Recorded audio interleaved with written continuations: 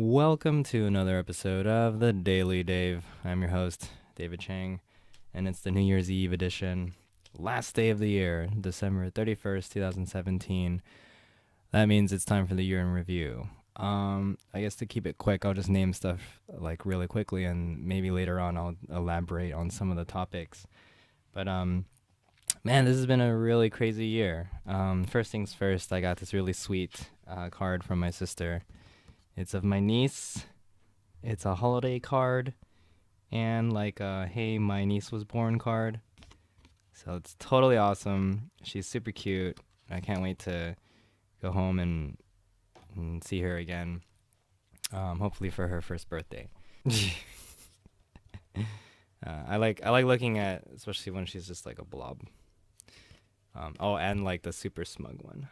Anyway, so let's just run down this quick list of stuff I have because I basically wrote down a couple of things that I thought I would mention.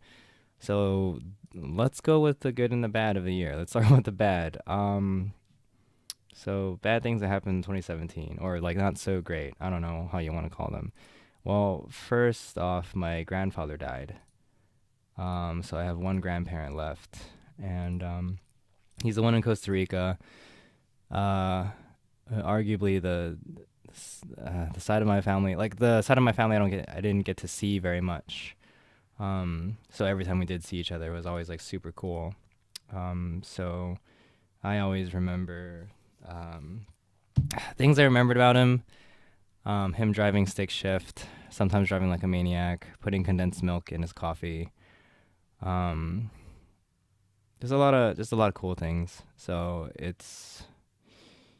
yeah, that kind of sucked.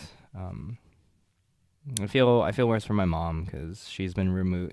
She's the oldest daughter who left the family to go to another country, and she only got to see them every now and then. So that I haven't really talked about it since it happened back in. It was only a couple months ago too. So yeah, that sucked. Let's see, what else do we have? My sister got cancer. I broke up with my girlfriend. I got sick as fuck, and I'm arguably still like, I think I'm almost there. It's not as bad as it used to be. Um, a lot of rejection. I wrote down weird unrequited love.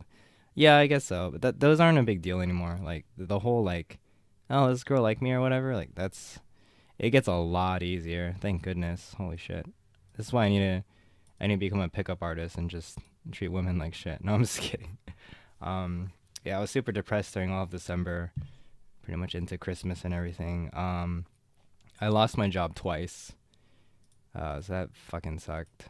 Um, I can't say I almost got deported because realistically that didn't really happen, but I was super super fucking stressed out about not getting another job and then having to leave the country and everything. So um haven't gotten paid for my current job. So I don't know, like maybe I'm gonna have fucking fourth job soon.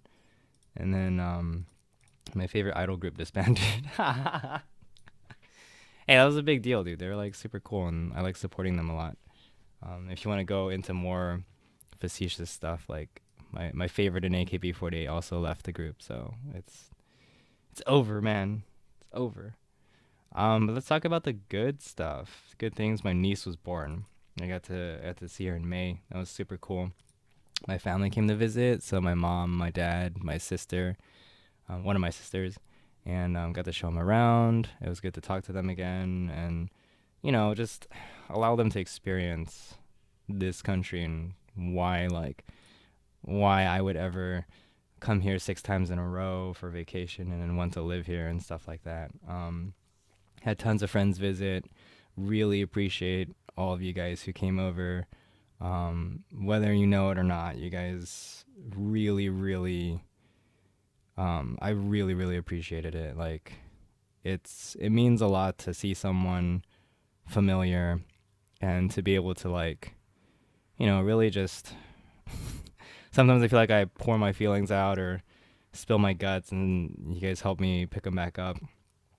Um, so it's any quality time I do spend with you guys, I absolutely appreciate. So it means a lot to me when you guys take the time out of your vacations or when you're busy to come meet up, because it's really cool, you know. And I know I'm not always like the best host because I'm still terrible at planning, and I am trying to figure things out for myself. But when we do make things work, it's totally awesome. So earlier I did say I broke up with my girlfriend. Well, I did get a girlfriend, so that was cool because the first like long term relationship, quote unquote long term for like in a while.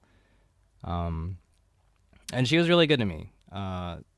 This person is someone I still admire, and I really hope she's doing well. We just haven't talked because it was kind of a big deal.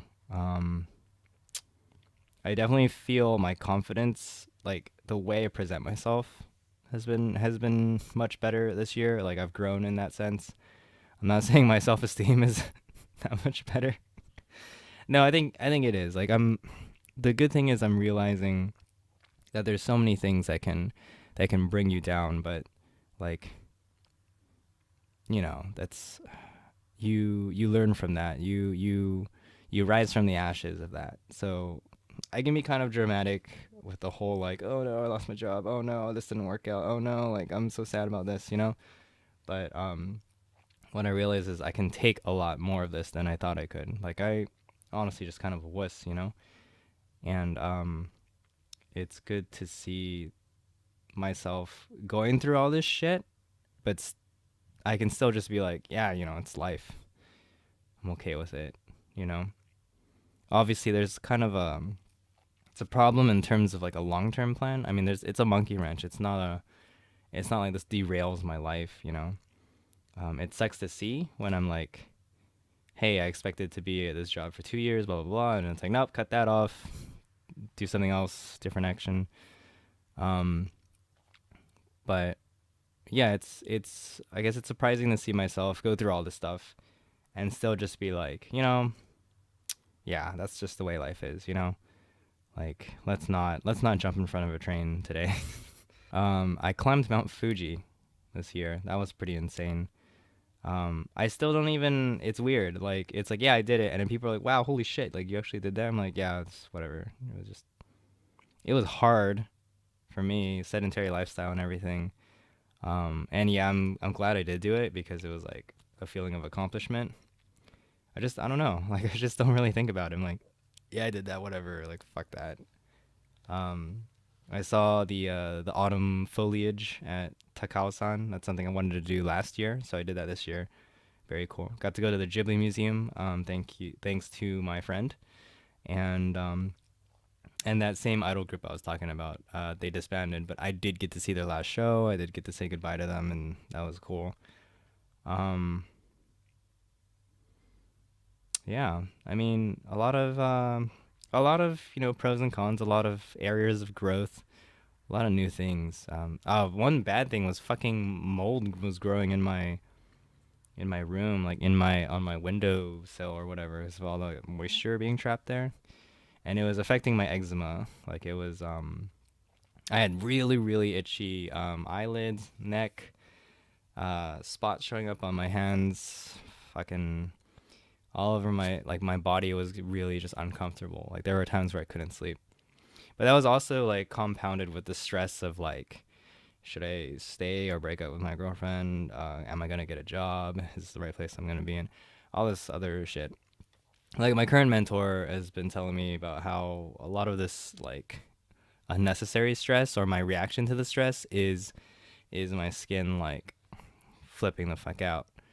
But I mean, I don't know. Like doctors don't know what causes eczema, and no one knows. Maybe it's part stress, maybe it's part health.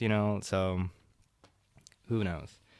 But yeah, so 2017 has been an incredible year, hands down. This is one of the best years of my life in the sense that it really kicked my ass and made me realize, what kind of, put me on the path of like, this is what you need to do to grow up.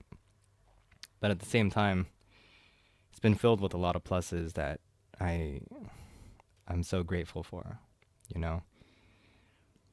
So I'm 30 years old now, and when I started this whole like project, so to speak, of let me talk into this microphone because I turned 30 now and I feel like I want to be an adult. Like I'm definitely feeling good vibes about just the whole thing. Like everything's still kind of like unsettling, but I think I understand a little bit more now of how it's about what I choose to. It's about what I want to care about. Like I can decide how my life is going to be, what direction it's going to go, if I'm happy or not, how I feel on a given day. And I get to decide what direction my life is going to go. I think I said that already, but anyway, I'm not like super good at these like deeper self-reflections without practice, especially when an ambulance passes by. But yeah, I mean, it's cool. I'm definitely looking forward to 2018. Like regardless of if I stay here for another 5 years or if I have to leave the country because fuck it, I'm not gonna get a job and like money isn't gonna work out. Like I have a much better idea of what to do moving forward.